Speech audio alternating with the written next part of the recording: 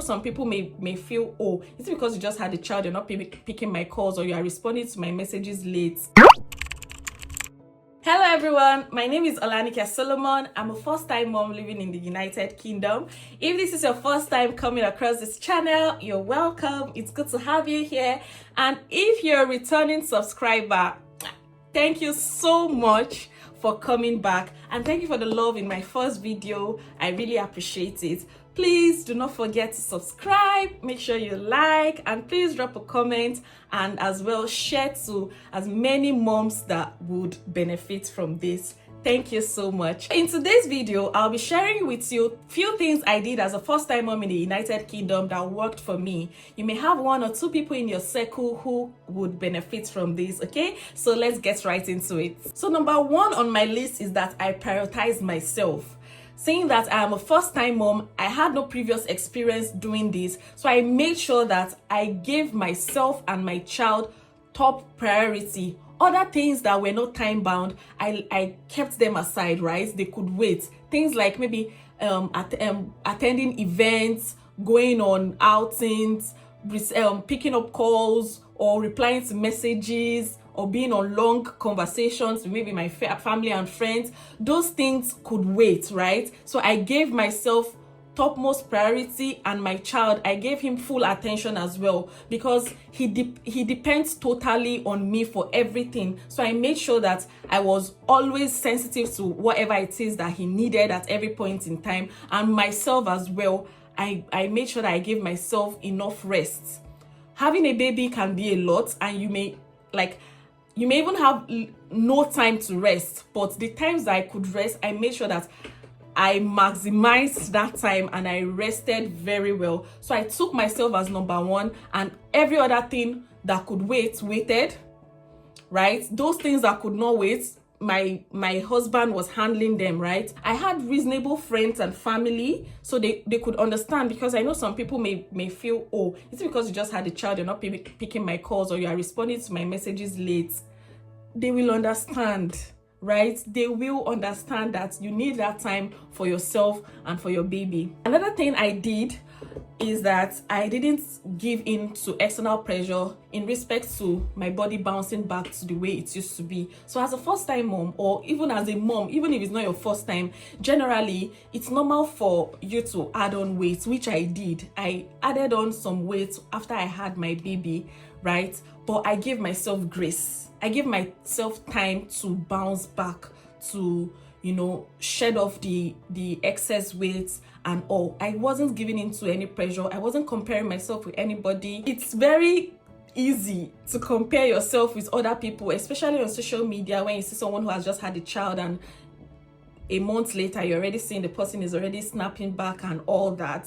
And it can sort of bring in pressure in a way, but I made sure that I guarded my heart and my self-worth. I didn't allow any form of external pressure to get in. So of course I wasn't allowing myself just sitting and just adding on all the weight and all and getting bigger and all of that, right? I didn't allow that, but at the same time I wasn't putting pressure on myself. I was taking my time to shedding off the weight, because your body has just gone through a procedure, be it vaginal delivery or cesarean section. You need time for your body to heal, right? You need time for your body to get back to its usual shape. So I made sure that I took my time, and I wasn't allowing any negative comments about my body get to me, right? Comments that I could respond to, I did.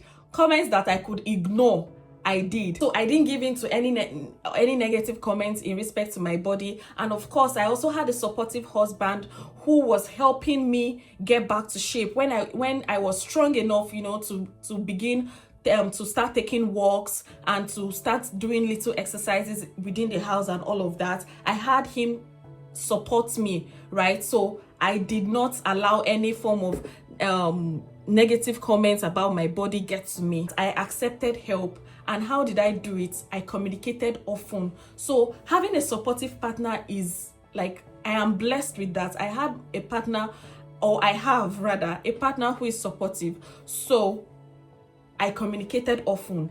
times where I needed help, I made him know that I need help in this area. I need help with maybe carrying baby while I sleep. I need help with this. I need help with that, right? I made sure to communicate as often as I could, because it's a big deal. We're in a country where we have little to no help at all. So whatever help I could get at the time, I accepted it. I embraced it with the whole of my heart.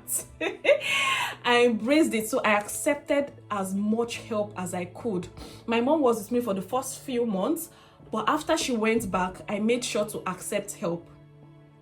And I communicated, even with people that were not around, that are not living in the United Kingdom, like my in-laws, my sister-in-laws, my sister. I communicated areas where I was confused. I didn't know what to do. I made sure I dropped a message. Oh, so this is going on. What can I do? What should I do? Right? I communicated to them and I accepted the help they could give me. Right? So be open to accept as much help as you can from people who care about you and from people who love you. So in respect to your husband, what I did, as I mentioned earlier, is that I communicated to him.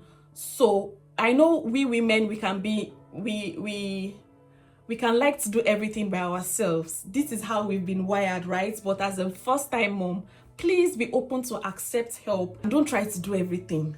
Like, we can have that energy even after having a baby. You still want to do this, you want to carry that, you want to. Don't forget that your body is still trying to get used to the fact that you've had your baby and coming back to the shape that it was before you had your baby. So you need to give that body time, and if you are stressing too much, it will take time for you to heal. So even if your husband is not getting it the way you want it, just explain to him, as I said, just communicate. Oh, please, can you do it this way? Okay, this is how I want it to be done, so that you yourself can, relax and let your body heal. So that's one thing I did as well that really helped me. I had a to-do list. Like I said this a lot.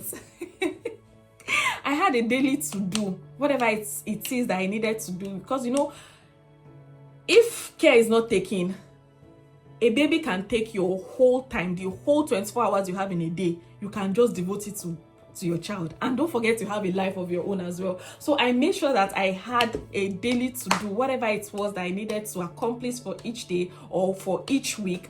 I had a list. So I learned that from my husband, because he's big on having, like, making your to-do list. So I learned that from him, and as well I added journaling to it. I have lots of journals all around the house. I can just pick this one, right?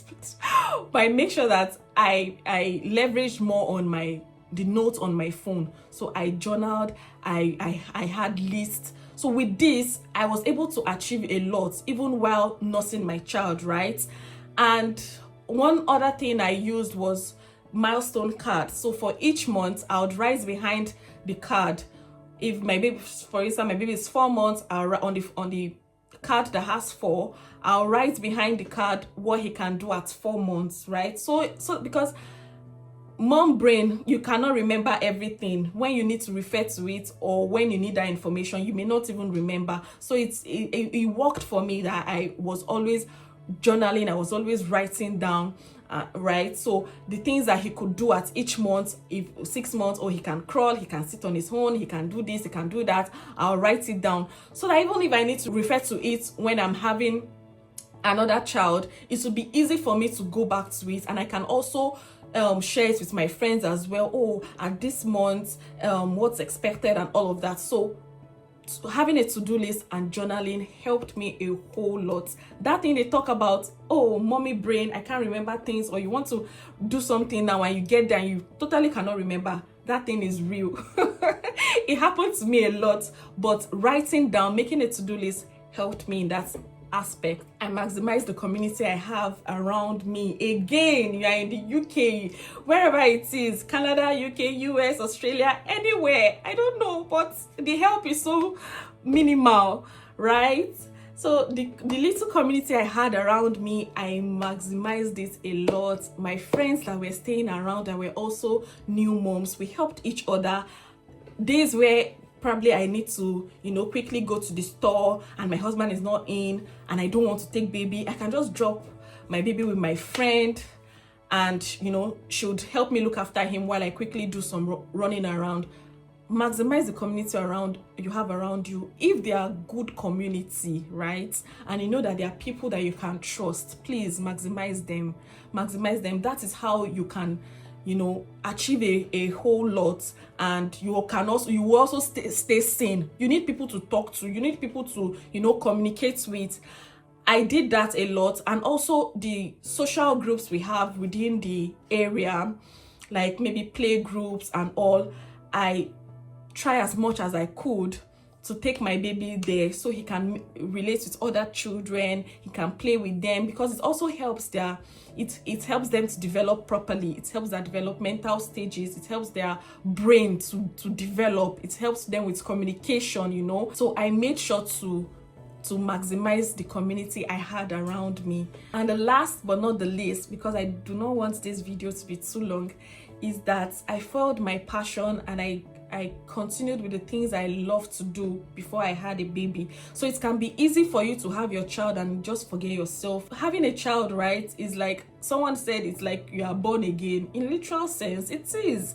You are actually a totally new person, right? So one thing I did was I didn't let myself lose my passion. It can happen in different aspects. Some people would prefer that after they've had their children, they'll pause on the things they love to do, and then after their children are grown to a certain extent, they continue with their life. Yeah, it can work that way for some other people, but for me, what worked for me was to keep doing what I love to do as I'm raising my child. In as much as you've had a child, you discover that your child has brought in an ability that you never knew existed, and that was the scenario for me. I started content creation after I had him, and I knew that, okay, this is what I love to do. So I made time to fuel my passion, to learn more on it, to grow, to create content. So whatever it is that you have passion for, as he's growing every day, I made sure to also grow along with him in various aspects, right? I didn't allow any aspect to suffer, right?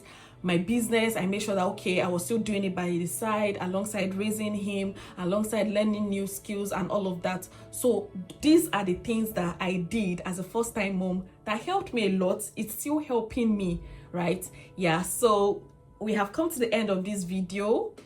If you got here, thank you so much. Please drop in the comments what you did as well.